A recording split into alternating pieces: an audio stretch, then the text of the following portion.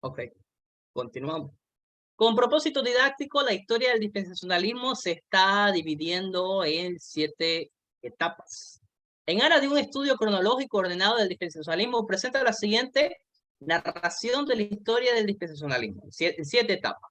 Número 1, comienzos iniciantes o inocentes, que comienza de 1800 a 1845.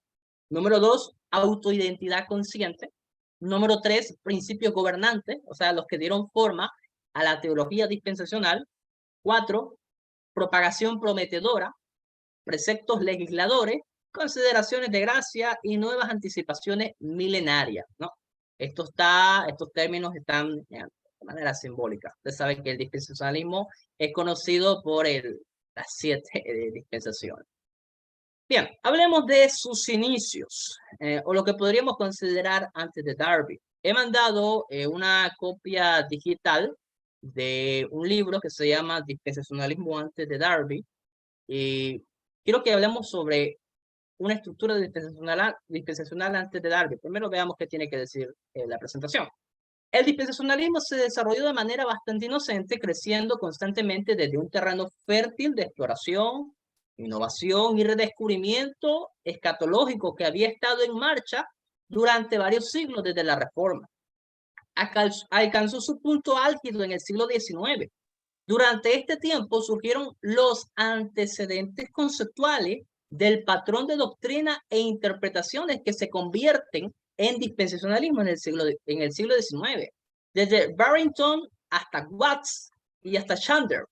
En 1725, Barrington, en el prefacio de sus obras misceláneas sacras en dos volúmenes, señaló: desearía con todo mi corazón que alguien con habilidad presentara los diversos periodos anteriores al de Jesús. Estoy convencido que de verdad la manera de comprender a fondo las escrituras sería dominar cada uno de estos periodos tal como se describen y distinguen en la Biblia, y tal como están en orden cronológico. El primero de estos preparando siempre al último, y este último haciendo referencia al primero. De modo que debemos entender críticamente cada uno de estos antes de que podamos tener el conocimiento completo y la prueba de la verdad de ello, que la Biblia está diseñada para darnos. Aunque no es el tipo de definición que denominaría los escritores dispensacionales del siglo XIX y del siglo XX, la escritura de Barrington sirve como ejemplo de una variación en un tema común en el siglo XVIII. La dispensación es ordenada de la historia de la redención de Dios. El escritor de himnos y teólogo Isaac Watts también propuso algunas de las doctrinas e interpretaciones que más tarde iban a construir el patrón del dispensacionalismo. Sería extremadamente anacrónico llamar a Watts un dispensacionalista en el sentido moderno. Sin embargo, su obra todavía es importante a la historia del desarrollo dispensacional, debido a su definición de las dispensaciones como etapas distintivas en la historia de los pactos de obra y redención, y la atención especial que prestó valor hermenéutico de dicho sistema. También fue significativa su afirmación de haber llegado a su esquema dispensacional único a través de la lectura imparcial exclusiva de las escrituras, más que por credos humanos, confesiones o sistemas, sean antiguos o modernos. Ahora, un punto muy importante que tenemos que destacar. No podríamos llamar, como bien dice la presentación, dispensacionalista a ninguno de ellos dos, porque sería algo completamente anacrónico. Lo que estamos diciendo con los comienzos inocentes es que existía un tipo de proto-dispensacionalismo. ¿Qué quiere decir esto? Bueno, que antes de Darby ya habían algunas personas que tenían esta idea de ordenar la administración de Dios en ciertas dispensaciones. Hay algunos dispensacionalistas, no me parece muy correcto quizás, que llaman a Ireneo, basado en un par de escritos, como dispensacionalista. Estoy de acuerdo con lo que dice el libro de texto, me parecería algo anacrónico llamarle dispensacionalista en el sentido exacto, pero puede que alguna de sus ideas puedan ser un tipo de semilla a lo que nosotros conocemos como dispensacionalismo. Aún más importante, dice, al final de su tratado, Watts invitó a otros a mejorar su esquema, siguiendo su mismo método. Inevitablemente, su invitación influyó a otros para reconstruir su esquema dispensacional en una variedad de direcciones. A partir de estos ejemplos, se observa que durante el siglo XVIII y XIX, pensadores cristianos desde diversas perspectivas estaban comprometidos en lo que podría asemejarse a la búsqueda del santo grial, de la teología bíblica, un esquema completo, consistente y convincente del plan redentor de Dios. El sistema dispensacional del siglo XIX entonces se desarrolló en medio de investigaciones escatológicas, dispensacionales y proféticas, que eran muy populares en ese momento, especialmente en Inglaterra y en América del Norte. Entonces, John Nelson Darby, el mismo antiguo anglicano, antes de alinearse furiosamente en el movimiento de los hermanos, es a menudo considerado como el padre del dispensacionalismo. Sin embargo, a la luz del ambiente, de la fiebre de oro en la que Darby y sus colaboradores explotaron las escrituras en busca del esquema dispensacional definitivo, probablemente es mejor considerarlo como alguien que aceleró la búsqueda de la beta madre en lugar de alguien que la encontró, aunque su propio sistema dispensacional puede parecer un precedente, con precedentes históricos. Ninguno de las doctrinas o interpretaciones individuales del patrón carece completamente de precedentes históricos o paralelos contemporáneos. ¿Qué quiere decir esto? Lo que quiere decir esto es que Darby no empieza el dispensacionalismo en un vacío. En este tiempo, en varias partes del mundo, en el mismo tiempo contemporáneo, Darby, varias personas ya estaban con estas ideas y ya estaban habiendo ciertos desarrollos del dispensacionalismo. En el libro que le mandé de dispensacionalismo antes de Darby, Watson justamente parte de su trabajo histórico es señalar como en parte de Inglaterra, parte de Europa, ya habían algunas personas con ideas dispensacionales. ¿Es apropiado llamar a Darby el padre del dispensacionalismo? Muchos estamos de acuerdo que sí, porque Darby lo que hace es sistematizar el dispensacionalismo. Recoge todas las ideas que contemporáneamente existían en su tiempo y las sistematiza, las pone en orden, y por eso damos por inicio que el dispensacionalismo empieza pues con Darby. Los inicios del dispensacionalismo sistematizado están vinculados con Nelson Darby, un ministro de los hermanos de Plymouth, mientras que en el Trinity College en Dublín, Darby llegó a creer en una salvación y restauración futura de la nación de Israel, basado en su estudio de Isaías 32. Darby concluyó que Israel, en una dispensación futura, disfrutaría de bendiciones terrenales que eran diferentes de las bendiciones celestiales experimentadas por la iglesia. Él vio una clara distinción entre Israel y la iglesia.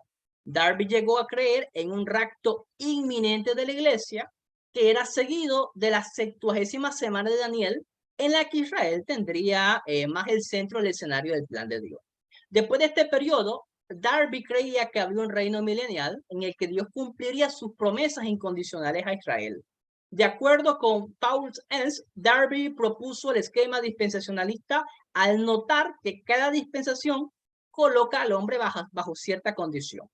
El hombre tiene cierta responsabilidad ante Dios. Darby notó que cada dispensación culmina en fracaso y él vio las 7 dispensaciones que conocemos comúnmente, ¿no? El estado del paraíso antes del diluvio, la dispensación de Noé, de Abraham, de Israel, gentiles, el espíritu y el milenio.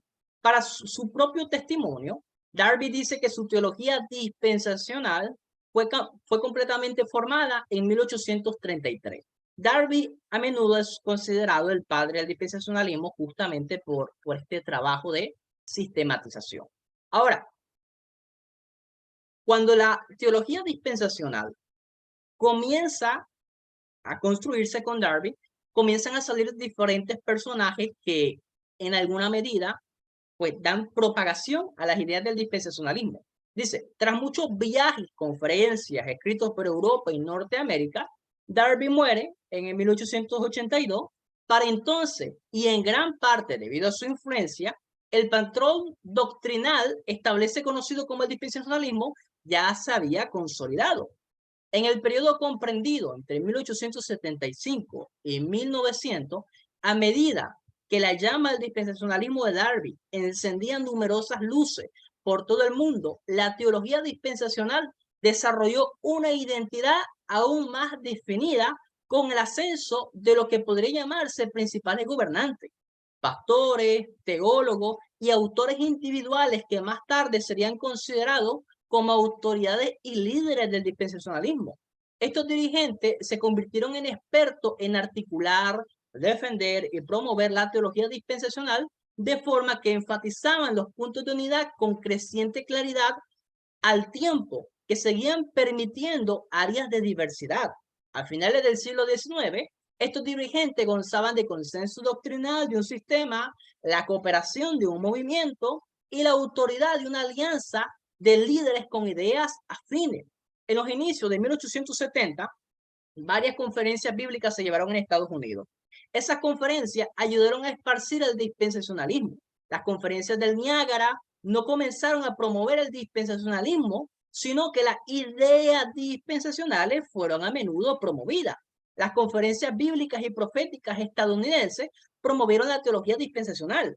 A finales de 1800, algunos institutos bíblicos fueron fundados y enseñaron teología dispensacional, incluyendo el Instituto Bíblico NIAC, el Boston Missionary Training School, el Instituto Bíblico Moody y bueno, Scofield, un participante de las conferencias del Niágara, produjo la Biblia de referencia Scofield en 1909. Esta Biblia de referencia se volvió la mayor influencia de la propagación del dispensacionalismo. Todavía es común hoy en día para los críticos dispensacionales referirse de nuevo a la Biblia de referencia Scofield como algo normativo de las creencias del dispensacionalismo. Incluso podría afirmar que muchos críticos que no están de acuerdo con el dispensacionalismo, para criticar el sistema, porque siempre hay críticas en todos los sistemas, toman a la Biblia de referencia Scofield como una norma de que todos los dispensacionalistas creen de esta forma y como si fuera un manual de lo que significa el dispensacionalismo.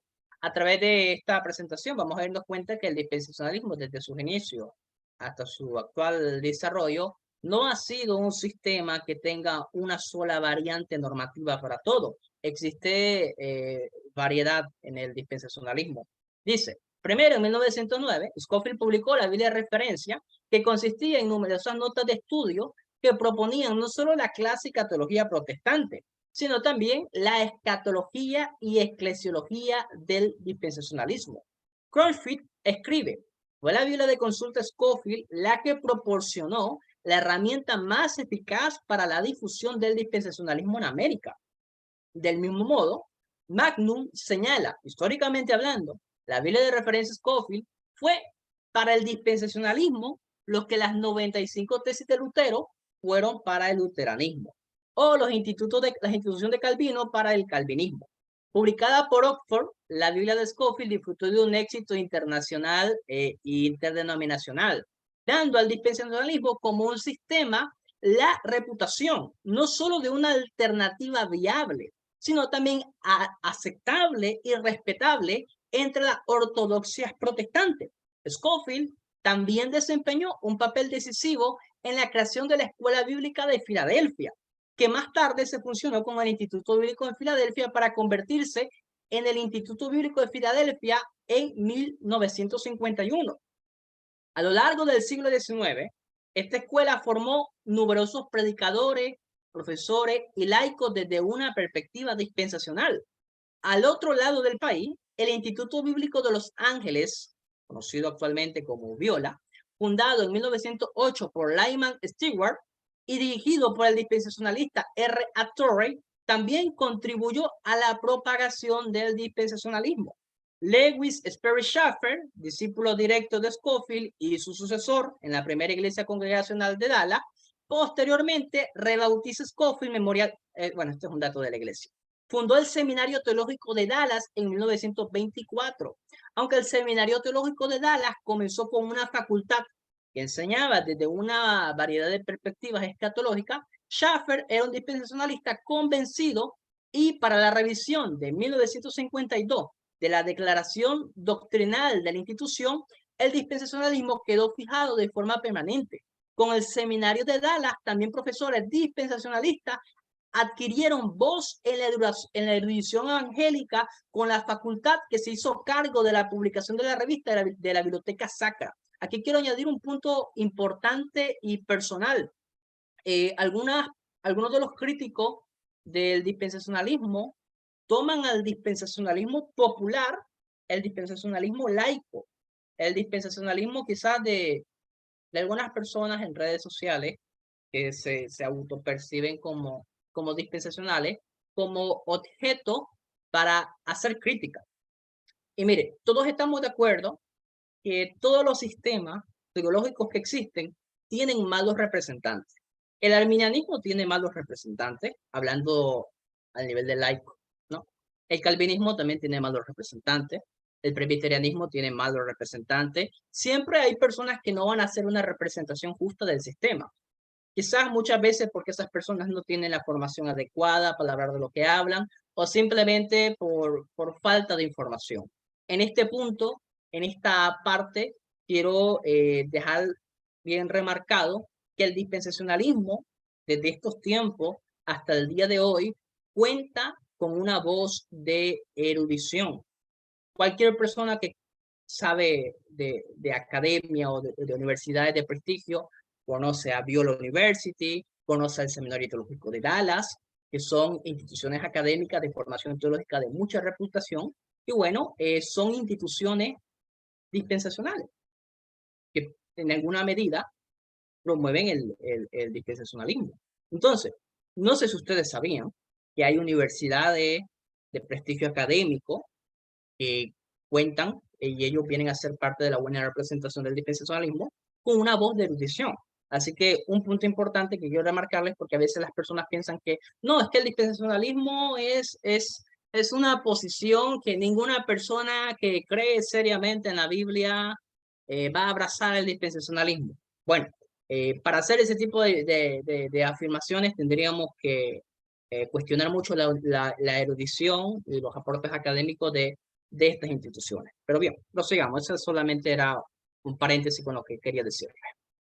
Bien, preceptos legisladores. Lewis Sperry Chafer, discípulo de Scofield y fundador del Seminario Teológico de Dallas, dejó una teología sistemática en 8 volúmenes que consolidó la visión dispensacional premilenial y pretribulacional.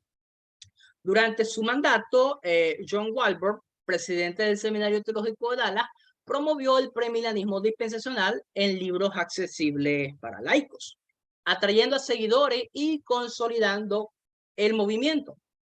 Hubo críticas y deserciones también con H.A. Ironside, objetando el ultradispensacionalismo. Por temas de espacio, quizás no hable mucho del ultradispensacionalismo, pero quiero dejar marcado, el ultradispensacionalismo no es una variante del sistema, es una desviación del sistema. Y no representa en algún aspecto ni al dispensacionalismo clásico, ni a alguna de las variantes que vamos a ver del dispensacionalismo. Lamentablemente, hay algunas personas que toman las ideas del ultradispensacionalismo y suelen adjudicar que todos los dispensacionales creen de esa forma. Entonces, durante este periodo habría que, de alguna manera, delimitar lo que el dispensacionalismo realmente propone por este tipo de desviación. Un sistema teológico que afirmaba, entre otras cosas, que la iglesia comenzó mucho después de Pentecostés, que algunos ritos cristianos, como el bautismo, no eran para la iglesia gentil, y que algunos libros del Nuevo Testamento se escribieron solamente para seguidores judíos de Jesús y no pertenecían propiamente a la dispensación de la iglesia gentil. El seminario de Dallas, bajo la dirección de Walbert, excluyó el ultradispensacionalismo en su declaración doctrinal, afianzando su forma de dispensacionalismo. En el año 60, Charles Riley y la nueva Biblia de referencia Scofield promovieron definiciones específicas del dispensacionalismo. Durante este tiempo, surgieron cambios en la interpretación de conceptos como el reino de Dios, el reino de los cielos, así como una percepción de los pactos. La diversidad persistió, pero algunos intentaron establecer una ortodoxia dispensacional que resultó en una forma revisada del movimiento. En resumen, entre el año 1950 y 1980, el dispensacionalismo se consolidó, se enfrentó a desafíos y trató de establecer una ortodoxia.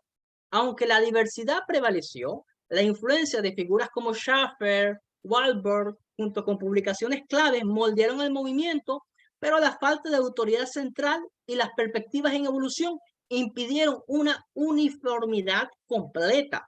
Blaising escribe, a finales de los años 50 y 60, algunos dispensacionalistas introdujeron importantes revisiones a lo que comúnmente en Latinoamérica conocemos como el dispensacionalismo clásico. Esas revisiones llegaron a ser ampliamente aceptadas de tal manera que muchos graduados de escuelas dispensacionalistas en los años 60 y 70 apenas sabían lo que era el dispensacionalismo clásico. Muchos ni siquiera han sido conscientes de la variedad de puntos de vista dentro del dispensacionalismo revisado. No obstante, el dispensacionalismo revisado es una forma distintiva de la tradición dispensacional que a través de sus modificaciones y de los problemas que trataba, preparó el camino para el desarrollo final de lo que actualmente conocemos como el dispensacionalismo progresivo. ¿Qué es lo que cree cada sistema del dispensacionalismo y cuáles son sus diferencias? Ese va a ser un tema para otra presentación que creo que está a cargo del hermano Yeser. Esto solamente es una presentación de lo que existe. Ya el desarrollo va a ser explicado en esa conferencia. Aquí, en el año 1980, entre 2000, entramos a lo que se conoce como el dispensacionalismo progresivo.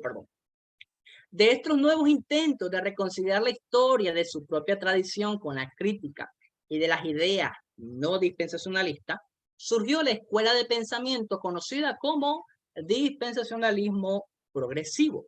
El nombre hace referencia al énfasis del movimiento de la naturaleza progresiva de las dispensaciones, prefiriendo subrayar el desarrollo positivo del plan de Dios a través de los tiempos en lugar de un patrón de pruebas y fracasos. Este énfasis en las dispensaciones como escalones más progresivos en lugar de diferentes, en lugar de ver en conexiones de prueba, en sí esto no era nuevo en el dispensacionalismo. El dispensacionalista alemán Erich Schwarz, no sé pronunciar bien su apellido, vamos a llamarle Eric, había hecho hincapié tanto en el carácter distintivo de las dispensaciones como, es decir, en su característica de avance progresivo.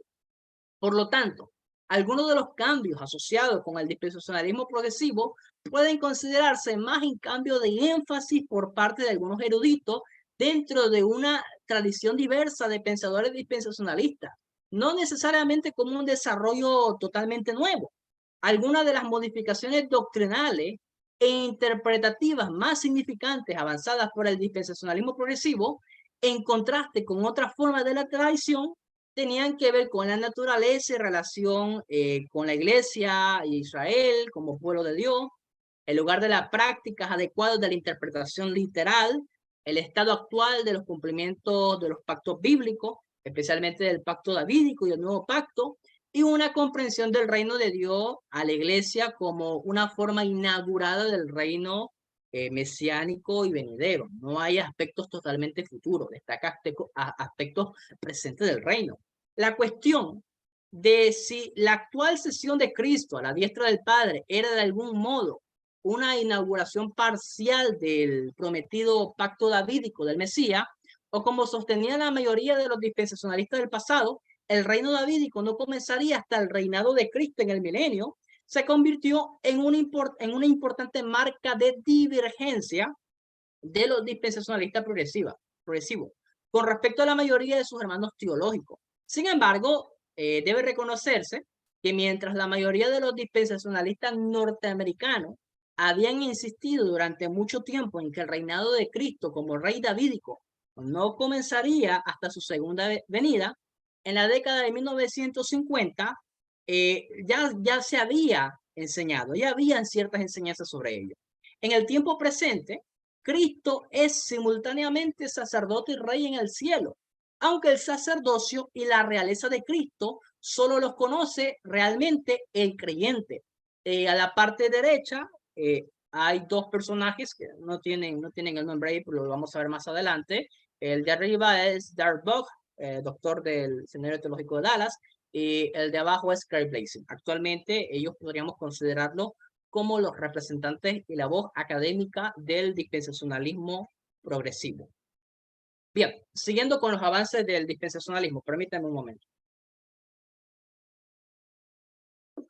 Bien, cuando el dispensacionalismo progresivo apareció por primera vez en escena, se percibió como un puente entre el sistema dispensacional y los no dispensacionales. De hecho, el subtítulo del primer libro que avanza el nuevo modelo, que es el libro de Robert Swansea, del caso del dispensacionalismo progresivo, el autor describe algunos de los cambios entre los dispensacionalistas que han contribuido a suavizar las diferencias. Los cambios en el dispensacionalismo han ido, en gran medida, en la dirección de una mayor continuidad dentro del programa de salvación histórico de Dios.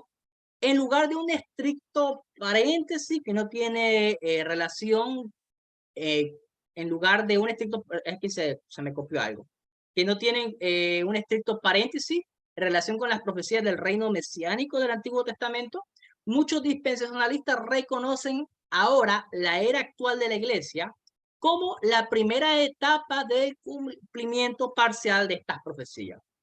Israel ya no se considera que la iglesia representa dos propósitos y dos planes diferentes, como enseñaban algunos dispensacionalistas anteriores, dispensacionalismo clásico. Ahora se considera que comparten el mismo reino mesiánico de la historia de salvación. Es decir, el dispensacionalismo progresivo se ve como un solo pueblo. Estos cambios, obviamente, han traído más congruencia entre el dispensacionalismo y los no dispensacionalistas en muchos puntos. El dispensacionalismo progresivo encontró más líneas de continuidad entre la iglesia y Israel, especialmente en lo que se refiere a la relación de la iglesia con el nuevo pacto. Un no dispensacionalista, Ronald Ensel, argumenta que la visión clásica del nuevo pacto, siendo enteramente para Israel, sin relación con la iglesia, y la resultante es una disyunción radical, la desintegración de este muro de carga en el dispensacionalismo progresivo. Dice Ensel, da a los dispensacionalistas tradicionales buenas razones para alarmarse porque provocará un colapso como tal, como lo han conocido. Es de ahí que muchos dispensacionalistas clásicos y opiniones de algunos revisados no ven con buenos ojos al dispensacionalismo progresivo. Para ellos, en las opiniones de ellos, al dispensacionalismo progresivo, aceptar en alguna medida que ya estamos dando inicio al pacto davídico, pues ellos lo ven como si el dispensacionalismo progresivo fuera un tipo de amilianismo. Entonces, el dispensacionalismo progresivo ha traído buena aceptación por parte de personas no dispensacionalistas, teólogos del pacto o teólogos del pacto progresivo. Ese ha sido un aspecto positivo, y un aspecto negativo en cierta medida es que los dispensacionalismos más clásicos y más rígidos pues no han visto con buenos ojos al dispensacionalismo progresivo. Ahora, estamos en la última etapa, en la actualidad. A principios del siglo XXI, los dispensacionalistas parecen reconocer cada vez más su propia historia como un movimiento, examinando sus actuales orientaciones doctrinales e interpretativas y mirando hacia el futuro. Los dispensacionalistas más jóvenes parecen mostrar un gran interés por corregir algunos de los extremos y el exceso del pasado de su tradición. Es decir, los dispensacionalistas más actuales, más actualizados con el tema, reconocen los extremos que han habido en el dispensacionalismo. Es decir, que no se propone o no se plantea que en toda la historia del dispensacionalismo no hayan existido críticas justas, la verdad, que se han hecho. Otros están recuperando énfasis olvidado de algunos de sus primeros maestros, lo que a su vez contribuye a la diversidad del movimiento.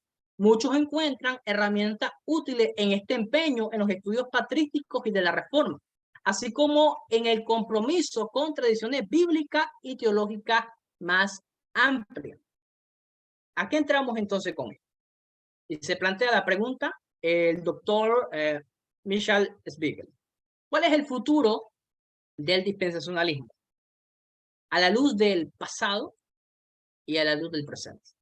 Primero, creo que los nudos causados por las disputas internas entre dispensacionalistas clásicos y los dispensacionalistas progresivos se resolverán por sí solos. Esos son los pronósticos de él para el futuro. Principalmente porque ya se está volviendo cada vez más obvio que el dispensacionalismo ha estado marcado por la unidad y la diversidad. Dudo que un lado gane el tira y afloja, especialmente porque el dispensacionalismo es más una red de perspectivas diversas en constante tensión que un cable tirado en dos direcciones.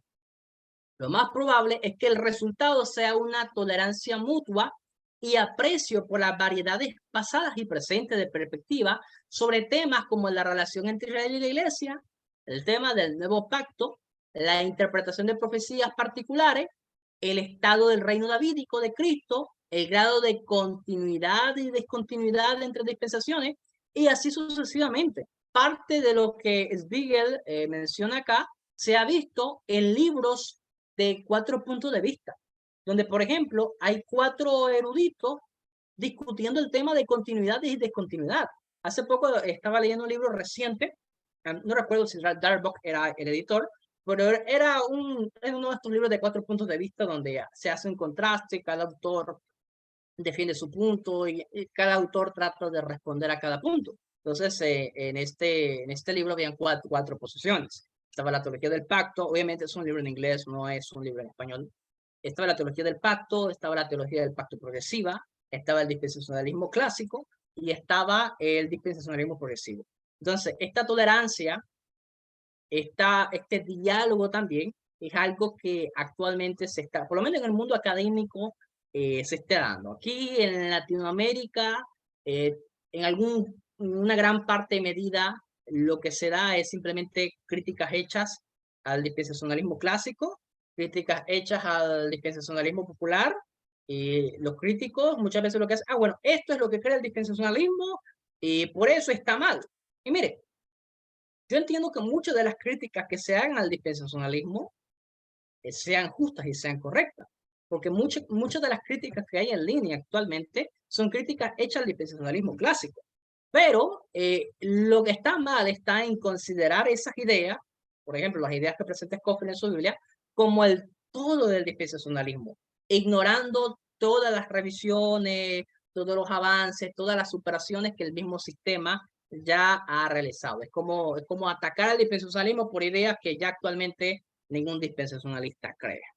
Segundo, creo que los teólogos dispensacionales tendrán que llegar a un acuerdo con las cuestiones de compatibilidad entre varios sistemas teológicos e interpretaciones. Además, los desarrollos conocidos como la teología del pacto progresiva, que intenta combinar las fortalezas del dispensacionalismo y la teología del pacto y eliminar los puntos de vista de los dos, predigo que este sobrino cercano, del dispensacionalismo será el próximo gran interlocutor con los teólogos dispensacionales en el futuro cercano. Finalmente, los dispensacionalistas deben aceptar su historia global, no solo la historia norteamericana. La mayoría de los tratamientos históricos del movimiento se han limitado al dispensacionalismo estadounidense y especialmente a la historia de los dispensacionales desde el Seminario Teológico de Dallas. Sin embargo, el dispensacionalismo tiene historias paralelas en otros continentes y países y en otros idiomas. Para este tema de estudiar el dispensacionalismo fuera de Estados Unidos, le diferiría al libro de Watson, que está, hay una traducción en español, que fue la que se le mandó, y permítame un momento, alguien está anotando la pantalla, voy a borrarlo. Ese libro tiene algunos fuentes, algunos datos del dispensacionalismo fuera de Norteamérica que pueden algún interesado leerlo. Conclusión. En todas sus etapas vitales, la historia del dispensacionalismo no es la de un movimiento uniforme que se desarrolló y maduró a través de edades progresivas distinguibles. Es más bien la historia de un consenso general sobre ciertos puntos clave en medio de una diversificación continua que dio lugar a un movimiento caracterizado tanto como por la unidad como por la diversidad. No se trata de una evolución a grande de la historia. No es la de una evolución o una involucración a gran escala de una tradición monolítica en su conjunto. Se trata más bien de una historia de continua expiación y variación y adaptación. Así pues, aunque podemos hablar de dispensacionalismo como un movimiento teológico definible y distinguible, en cierto modo, también debemos de hablar de los dispensacionalismos como distintas variedades dentro de una especie mayor. Se trata de un movimiento que sigue creciendo, sigue reproduciéndose y se sigue desarrollando hasta nuestros días. Podríamos llamar al dispensacionalismo como una teología que no es estática, que ha ido en avance, que ha ido en revisión y que ha ido en progreso, dicho sea de paso. Aquí adelante le tengo una pequeña ilustración, como un pantallazo, de lo que es la historia del dispensacionalismo. Esta imagen está en la presentación en PowerPoint que se les mandó.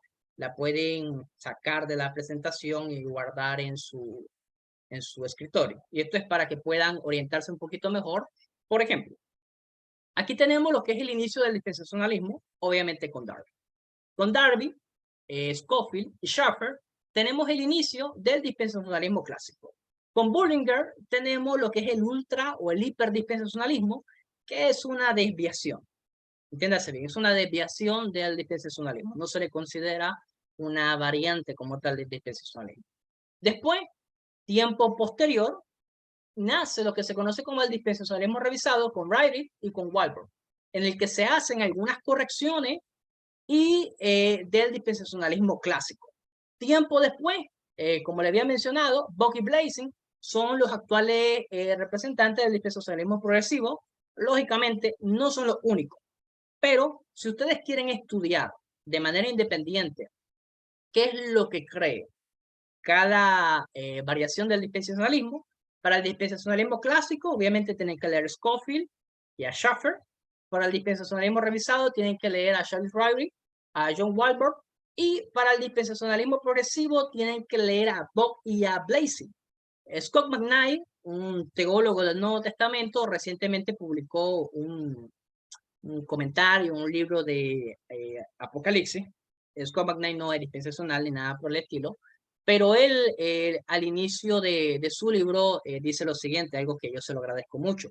Si alguien lo puso como una nota de pie de página, quizás es algo que para otros no sea significativo, pero por lo menos para mí sí. Dice lo siguiente en su nota, obviamente es un libro en inglés también. Si alguien quiere hacer una crítica justa del dispensacionalismo, véase dispensacionalismo progresivo de Darbock y Fireplace. Eso es algo que yo valoro porque se está difiriendo, por lo menos en cuanto a dispensacionalismo, a la versión más actual del sistema.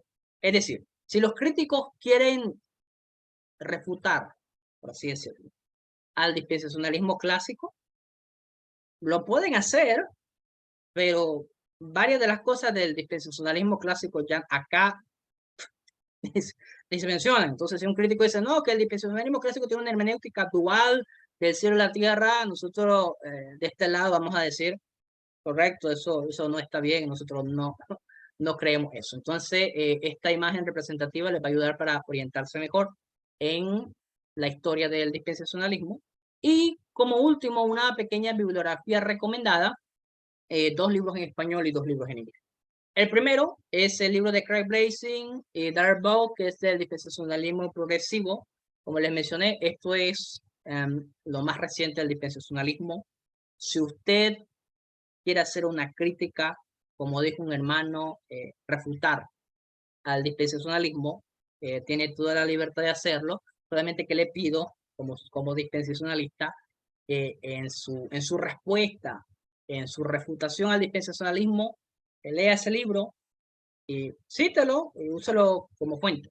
No dependa totalmente solamente de hacer críticas del dispensacionalismo clásico. Entonces, si alguien quiere hacer un crítico justo, entiéndase muy bien, del dispensacionalismo progresivo, tiene que leer este libro. Esta conferencia y gran parte del material de esta conferencia está basada en este libro del dispensacionalismo, en la historia de la redención. Hay diferentes autores escribiendo sobre el dispensacionalismo y la metáfora de la historia del dispensacionalismo en 7 eras pertenece a Michel Spiegel. De él está saliendo parte del contenido de esta conferencia. Otra parte muy importante, estos dos libros son en inglés. En español pueden leer un pequeño ebook, no es muy grande, de Michel Blash, que él es entre dispensacionalista revisado y progresivo, está ahí como entre dos cosas. Él tiene un libro muy bueno, se llama Creencias Esenciales y Mitos Comunes sobre el Dispensacionalismo. Él tiene una pequeña parte histórica que habla en brevedad de la historia del dispensacionalismo, habla de lo que el dispensacionalismo cree y también menciona una gran variedad de mitos que la gente cree sobre el dispensacionalismo. Entonces él hace unas aclaraciones ahí para que usted pueda estar bien orientado. Yo les digo, mucha gente hace críticas del dispensacionalismo que son pues, realmente mitos, no hacen sus críticas basadas en buenas fuentes. Entonces es un libro en español, es pequeño, quieren leerlo, está ahí. Y otro libro un poquito más reciente, también del mismo Blash, es La hermenéutica dispensacionalista. Principios de interpretación que guían el entendimiento dispensacionalista de la trama bíblica. Está en español y pues este es una muy buena referencia en español del dispensacionalismo. Del dispensacionalismo progresivo en español casi no hay mucho. La mayoría de los avances que hay están en inglés, pero Blash es una muy buena referencia. Bueno, hasta aquí llegué la parte con mi exposición. Espero haya podido ser lo más claro posible. Pastor Fernando, le cedo el espacio. Amén. Muchísimas gracias, hermano Joel. Bueno, hemos llegado a un tiempo en el cual podemos hacer algunas preguntas bien puntuales. No vamos a abrir espacio para tantas preguntas por cuestiones de tiempo. Pero sí les vamos a pedir lo siguiente, ¿verdad? Queremos ir directamente al punto. Les pido que si tienen alguna pregunta, usted va a levantar su mano allá, pero que seamos lo más puntuales, que no hagamos una exposición, que nos limitemos a dar la pregunta y recuerde algo, esto no es un debate, esto es una presentación del punto de vista dispensacionalista, así que no vamos a entrar a atacar ningún aspecto de esto.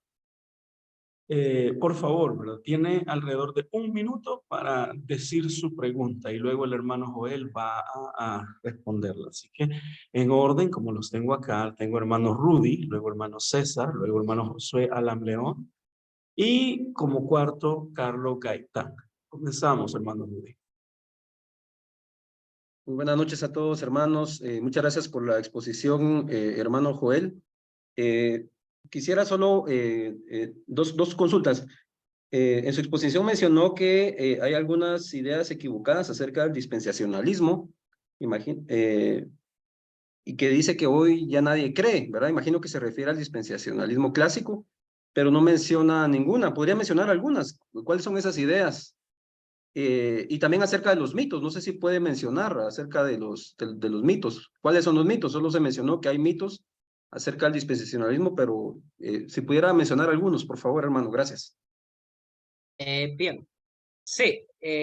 Bueno, lo primero con cuanto a los mitos, hay una creencia de que el dispensacionalismo es una posición hermenéutica soteriológica. No, el dispensacionalismo no tiene que ver con soteriología, tiene que ver con eclesiología y escatología. La idea de que el dispensacionalismo tiene que ver con una discusión soteriológica es un mito. La sección de mitos puede leerla con más desarrollo en el libro de Michael Blash. Él expone entre 6 y 7 mitos sobre el dispensacionalismo que son muy buenos y uno puede orientarse.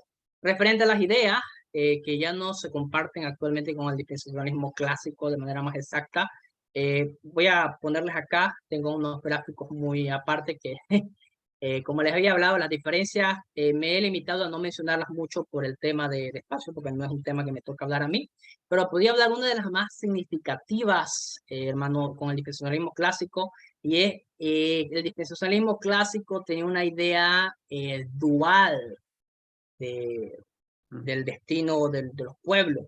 El dispensacionalismo clásico cree que hay dos pueblos, el de Israel y la Iglesia, y había una división de 2 nuevos pactos. Eso no es sostenido ni por el dispensacionalismo revisado, de acá, ni mucho menos por el dispensacionalismo progresivo. Es decir, los dispensacionalistas actualmente no creemos en 2 nuevos pactos.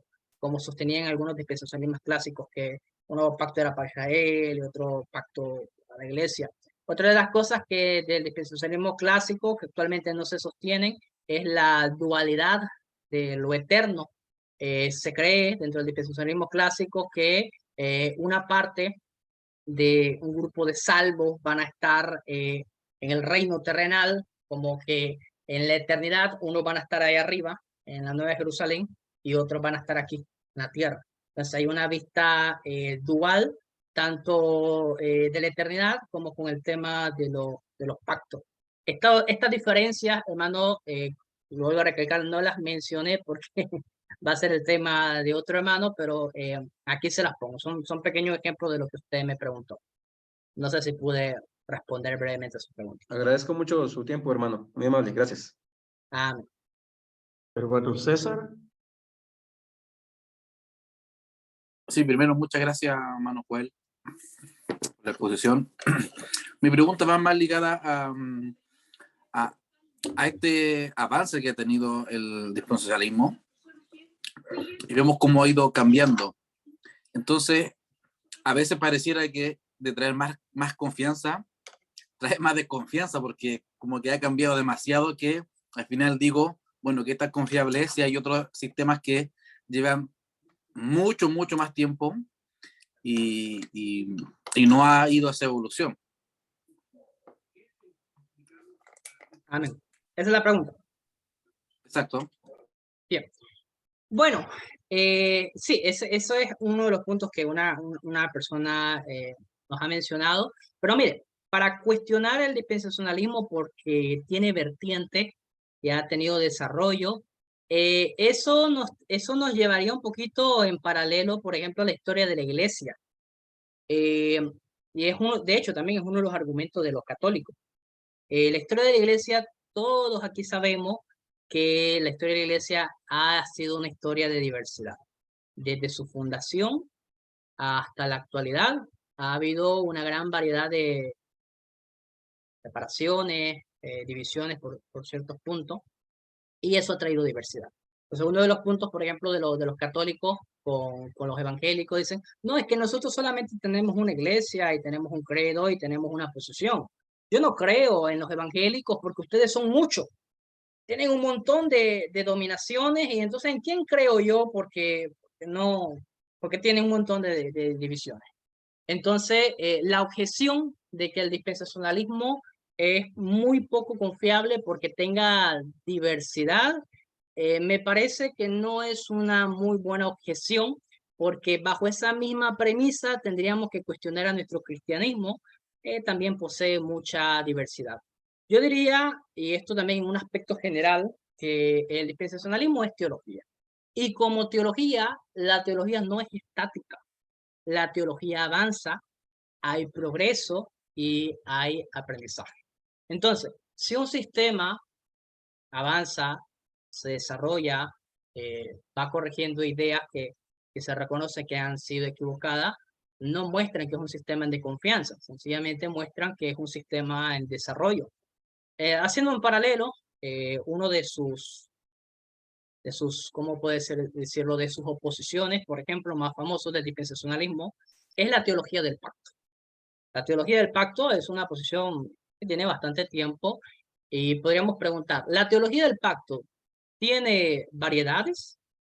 ¿Solamente existe una teología del pacto? Bueno, si decimos eso, tendríamos que desechar a la teología del pacto progresiva. Michael Bird es uno de los representantes de la teología del pacto progresivo. Y entonces yo, si hago esa acusación, esa objeción del dispensacionalismo, también tendría que objetar la teología del pacto porque haya tenido una revisión. Entonces, hermano Carlos, yo creo que no me parece una objeción justa desechar el dispensacionalismo solamente porque tenga variedad de correcciones. Al final de cuentas, las posiciones teológicas suelen tener eso. O sea, no podemos pedirle al dispensacionalismo que sea estático. Tenemos que ser honestos y justos y aceptar al dispensacionalismo como un movimiento en desarrollo y que se va haciendo revisiones. Eso al final de cuentas es todo lo que busca cualquier estudiante de teología. Avanzar, crecer, y si tenemos alguna posición que necesite ciertas correcciones, pues se reconoce con humildad y se avanza y se progresa. Esa podría ser mi respuesta, hermano Carlos. No sé si pude responderla. Hermano Josué Gracias. Alambrón. Hola, buenas noches, hermano Joel. Gracias por la presentación. Mi pregunta está relacionada a lo siguiente. Como dispensacional ya tengo años estudiando el sistema. Sin embargo, leyendo a Samuel Pérez Milos en el comentario griego a Gálatas 6:16, él menciona que es posible llamarle a Israel a la iglesia, o sea, aplicarle ese nombre. Entonces me puse a reflexionar que podría ser un título aplicable, pero como un título espiritual, no necesariamente con toda la connotación que la teología del pacto da, donde la iglesia ya deja sin cumplimiento a las promesas nacionales de Israel. Entonces la pregunta es la siguiente. ¿Cree usted que es posible que yo como dispensacional pueda afirmar que a la iglesia se le puede llamar Israel de Dios?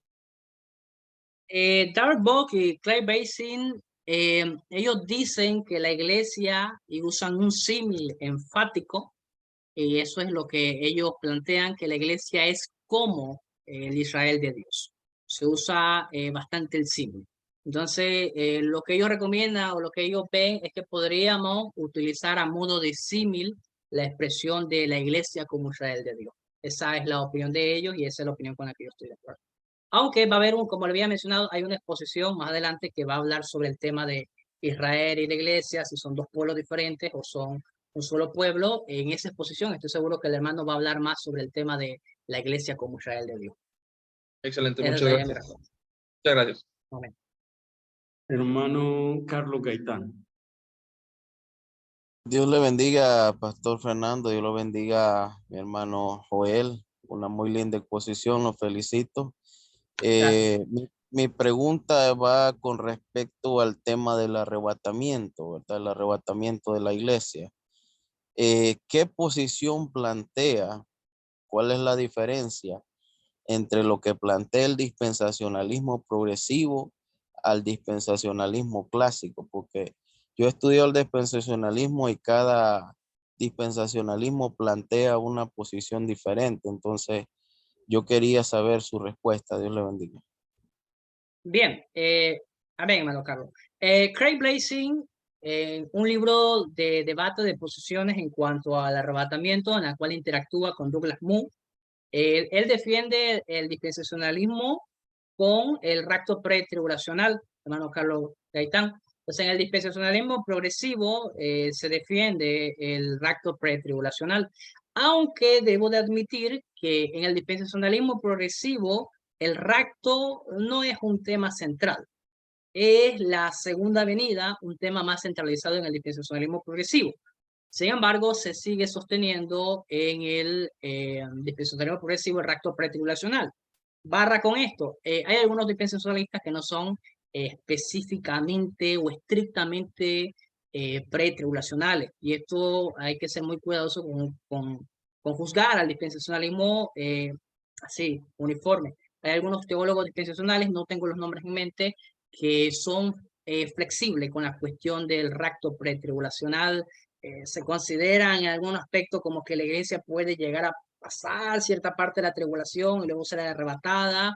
Entonces, en la opinión de algunos dispensacionalistas, eso está sujeto a variación. Pero en lo que defiende por lo menos el dispensacionalismo progresivo con Craig Blazing, se aboga por un rapto pretribulacional, aunque ese no viene ya siendo más el tema. El tema central viene siendo más la segunda venida del Señor. Mi posición respecto al rapto también, por si acaso, hermano Carlos, es el pretribulacionismo también. Abogo por el pretribulacionismo, aunque siempre soy claro con charlas de escatología. Según un dado caso hipotético, estoy equivocado y el rapto pretribulacional no es la posición correcta, pues yo creo que el mismo Dios que me puede guardar de la tribulación, ese mismo Dios me puede dar la fortaleza para ser fiel y firme en la tribulación. Entonces, es mi posición, pero no es que estoy completamente cerrado a otro tipo de posiciones en cuanto a eso. Esa sería mi respuesta, hermano Carlos. Amén. Muchísimas gracias. Amén. Hermano Andrés Castaño.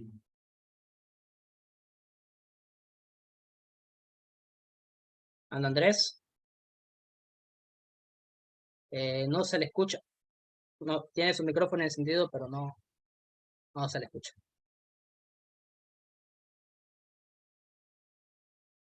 Bueno, quizás mientras el hermano resuelve su problema, el tiempo para hermano Gregorio Herrera. Buenas noches, espero que estén bien todos y muchas gracias por la exposición. Tengo una pregunta para el hermano Joel.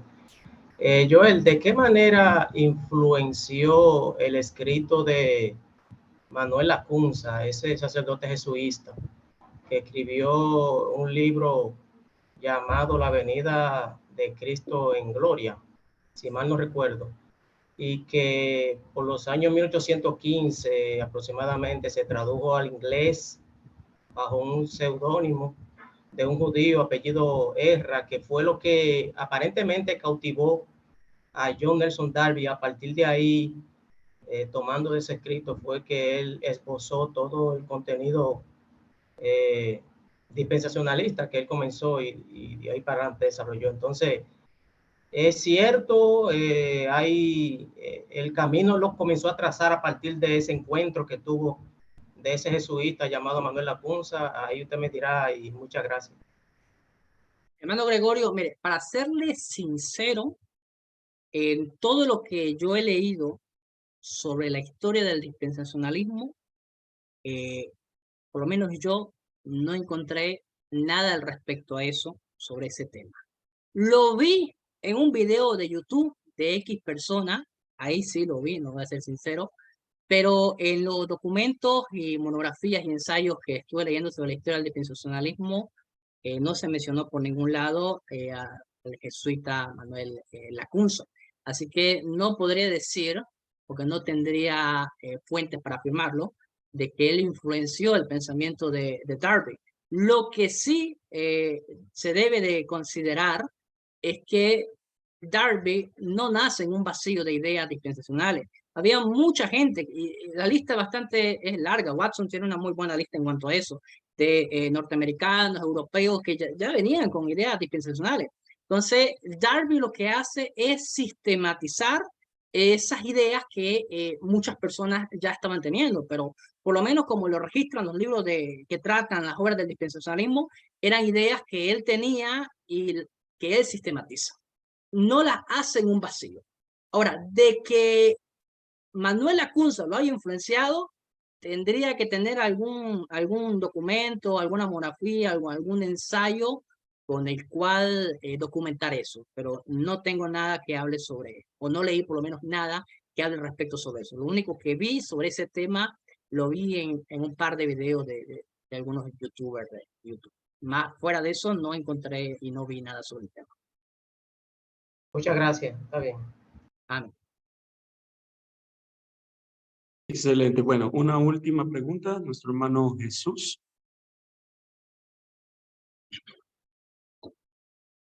No sé, hermano Jesús, tiene su micrófono apagado. Ok, ahí me Ahora escucha, sí. hermano Joel. Sí, Sí, ahora sí.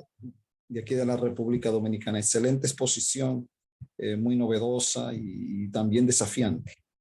Quisiéramos saber, querido hermano, ¿cuál es la posición, si cabe la pregunta, de los judíos mesiánicos sobre, o de algunos judíos ortodoxos o mesiánicos, aunque sabemos que algunos, ¿verdad? Pues de por sí podrían descartar, pero dentro de ellos, ¿cuáles podrían de esos grupos estar más de acuerdo con una posición dispensacionalista, así como nosotros lo creemos y como usted tan ejemplarmente lo ha manifestado, lo ha explicado? Me gustaría saber cuál es su posición o si conoce algún grupo de judíos mesiánicos que comparte con nosotros esas mismas ideas.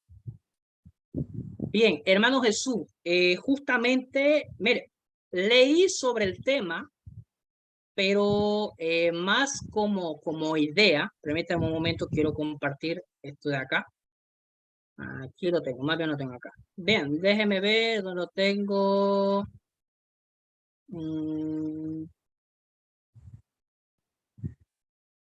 A ver.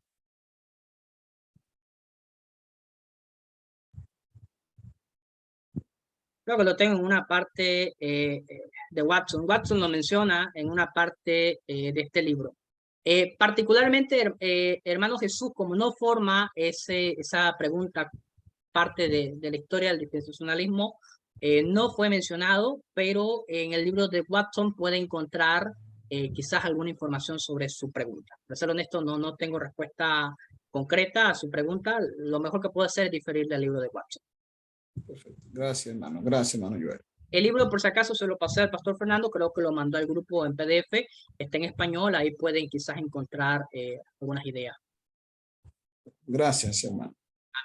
Excelente, sí, ya fue compartido en el grupo, hermanos, tanto la presentación como el libro sugerido por el hermano. Y bueno, hay una pregunta acá en el chat, ¿verdad? Donde decía, pero una de ellas ya la contestó, si se podía desconfiar del dispensacionalismo debido a que ha ido evolucionando. Y pues hemos visto varias respuestas, ¿verdad? La misma iglesia ha tenido ese cambio a través de la historia. Antes de Agustín la iglesia no era milenial, ponía nuestro hermano Abieser, y ese es un señalamiento bastante bueno. Y otra pregunta, no sé si esto ya quedó claro, pero se decía la diferencia más básica entre el dispensacionalismo progresivo y el clásico. ¿Cuál sería desde su perspectiva la diferencia más notoria entre ambos sistemas? Como yo lo veo, y desde que empecé a estudiar el dispensacionalismo, desde que empecé a estudiar el dispensacionalismo, bueno, por ejemplo, yo tenía siempre la idea de que el dispensacionalismo o los pactos se sobreponían, que siempre trabajaban en conjunto. Esa era siempre fue, desde que empecé a estudiar el tema, mi visión de los pactos. Cuando llego a estudiar el dispensacionalismo clásico, me doy cuenta que en el dispensacionalismo clásico no se ve así. En cada pacto se ve una gran discontinuidad del trabajo de los pactos. Entonces, las dos diferencias significativas del dispensacionalismo clásico con el dispensacionalismo progresivo es que en el dispensacionalismo progresivo los pactos se superponen, están trabajando al mismo tiempo. Eso fue algo que a los dispensacionalismos clásicos obviamente no les gustó. Y lo otro más significativo tiene que ver con el pacto davídico. En el dispensacionalismo progresivo sí se cree que el pacto davídico ha iniciado y que Jesús está sentado en el trono de David actualmente, y se ve desde un aspecto inicial, viendo su consumación final en el milenio. Entonces, esa fue de las principales objeciones con los dispensacionalismos clásicos, porque ellos en ninguna manera, incluso los revisados tampoco, admiten que Jesús está actualmente sentado en el trono de David, porque ellos ven que Jesús tiene que sentarse físicamente en Israel. Entonces, los dispensacionalistas clásicos han marcado una tajante bien grave con eso, en que los dispensacionalismos clásicos dicen, no, hay una etapa inicial del reino de David y Jesús ya está sentado en el trono. También, Pastor Fernando, eso es lo que le ha gustado a muchos no dispensacionales, que en el dispensacionalismo progresivo ya se ve en la era presente aspectos del pacto davídico, aunque se sigue conservando que su consumación plena y final pues, será en el milenio. Esa podría ser mi respuesta, Pastor Fernando.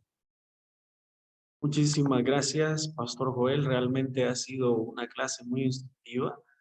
Y yo creo que los hermanos todavía que deseen profundizar un poco más en el tema, también, como dije, en el grupo se compartió el libro que el pastor Joel recomendaba para cada uno de nosotros. Usted puede leerlo ahí definitivamente. Es un libro muy interesante, Dispensacionalismo antes de Darwin. Ahí mismo también van a encontrar las diapositivas de la presentación de hoy. Esperamos que los hermanos saquen el máximo provecho de esto. Mil gracias, Pastor Joel. Realmente ha sido una bendición. Deseamos que el Señor siempre pueda brindarle más sabiduría de la que ya tiene. Gracias por compartir su conocimiento con nosotros. Se lo agradecemos muchísimo. Gracias por su tiempo. Sé que ustedes van 2 horas adelante de Centroamérica. Eso significa que para usted ya son las 10:15, ¿verdad? 10:15. Algo así.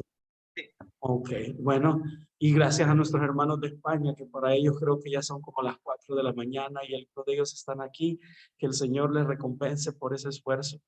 Recuerde, hermano, que el día de mañana continuamos con este tema del dispensacionalismo, con algunos de sus distintivos.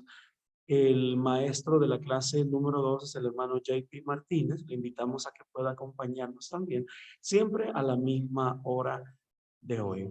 Vamos a dar por cerrada nuestra clase de este día. Le invito a que pueda, una vez más, vamos a cerrar tal como iniciamos, con una oración de gratitud al Señor por este tiempo de aprendizaje. Padre, en el nombre de Jesús, te damos gracias por la oportunidad que nos diste de reunirnos, Señor, de aprender un poco más sobre este sistema teológico, el dispensacionalismo, su historia y las diferencias entre los diferentes tipos de dispensacionalismo.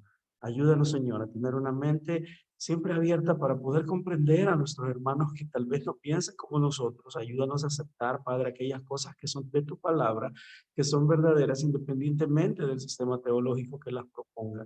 Gracias por la vida de mi hermano Joel. Te pedimos que le bendigas y que le des más sabiduría y que le permitas seguir siendo un instrumento para tu obra y tu gloria, Señor, en el aprendizaje de muchos de tus hijos en toda Latinoamérica. Gracias, Padre, y nos despedimos en esta hora en el nombre de Jesús. Amén y amén. Que el Señor les bendiga, hermanos. Pasen muy buenas noches o muy buenos días para algunos. Dios les bendiga. Bendiciones. Amén.